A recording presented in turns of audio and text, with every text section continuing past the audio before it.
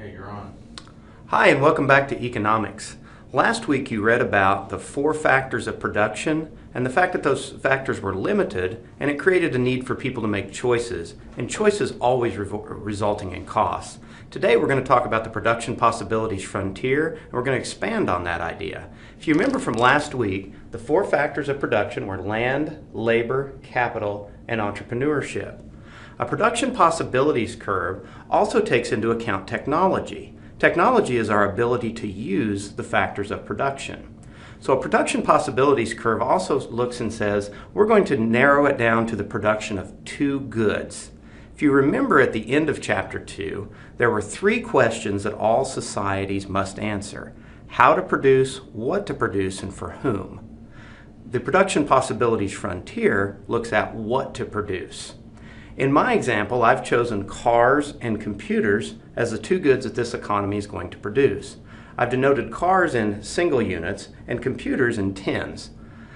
It's no less correct to say that if you have a $10,000 car and a $1,000 computer, that your car is equal to 10 computers. Thinking in terms of relative price allows economists to take money out of the equation and look at the trade-offs between production.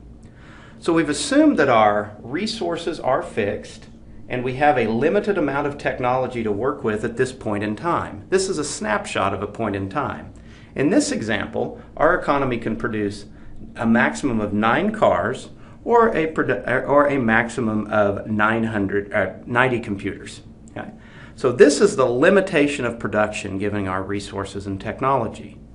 Anytime we are on the production possibilities curve, at any point on the curve, we are producing at maximum efficiency, which is to say that we're using our resources and technology to their maximum ability.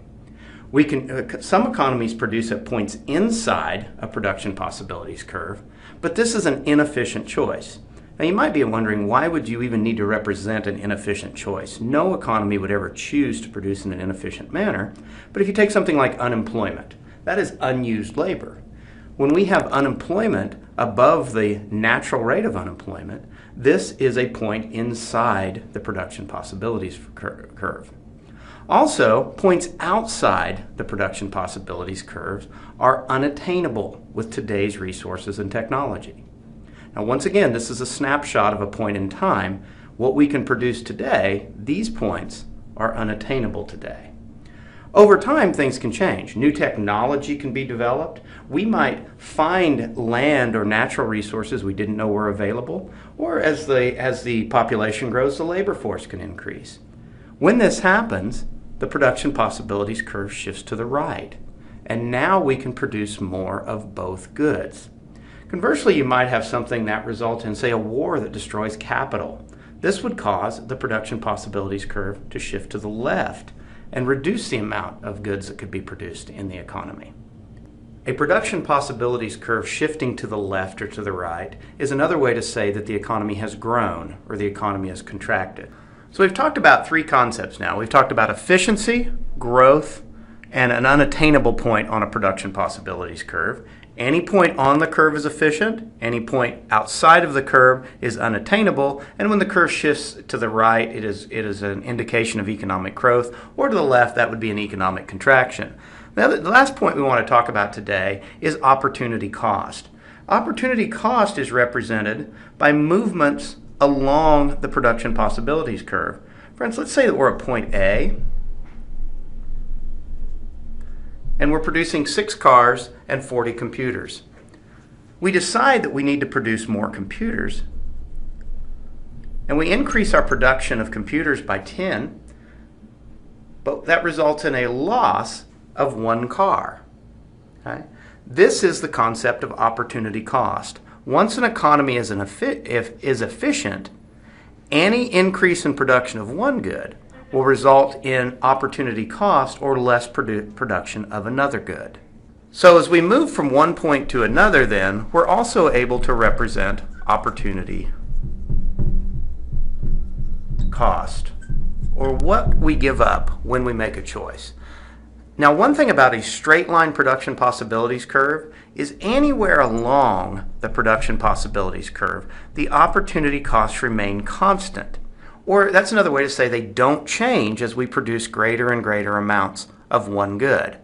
But we're going to contrast that now with a bowed production possibilities curve, which represents increasing opportunity costs. Okay, so I've replaced my straight line production possibilities curve with a bowed production possibilities curve. The straight line production possibilities curve represents constant opportunity costs, but out in the real world, production possibilities curves tend to be bowed. This indicates increasing opportunity cost.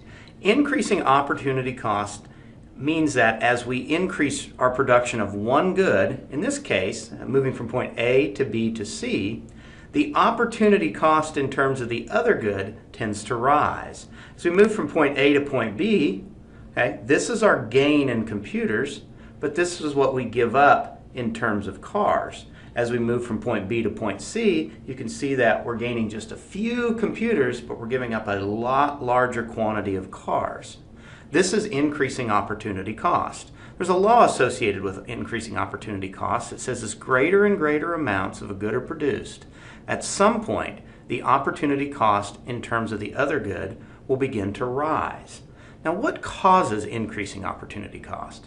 Well, increasing opportunity cost is caused by specialization of resources. If resources are perfectly transferable, meaning that the land, labor, capital, and entrepreneurship are just as good at producing one good or the other, then opportunity costs are constant.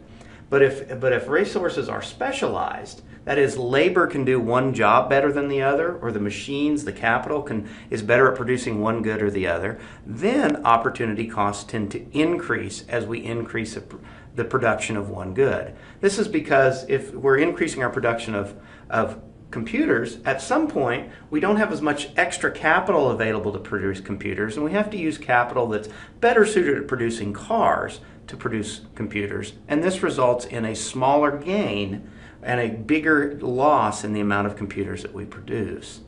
So increasing opportunity cost exists anytime we have specialized resources.